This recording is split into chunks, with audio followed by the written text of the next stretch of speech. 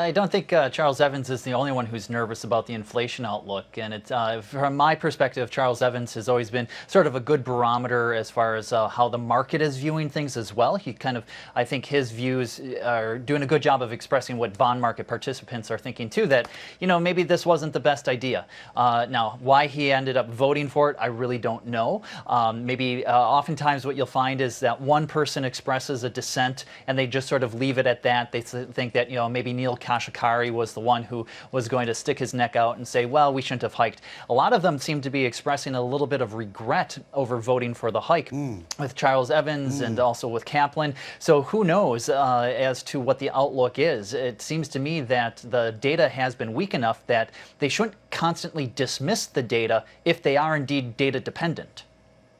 Yeah, exactly. I mean, just because they have somebody like Kashkari sitting in a circle around them doesn't absolve them of responsibility to vote what they really believe. They can't just say, "Hey, Kashkari's there; he'll take care of the other end of things like that." What do you think that means for the rest of the year? Do you think that means a pullback? Do you think the Fed's going to collectively pull back the reins on this whole rate hike thing?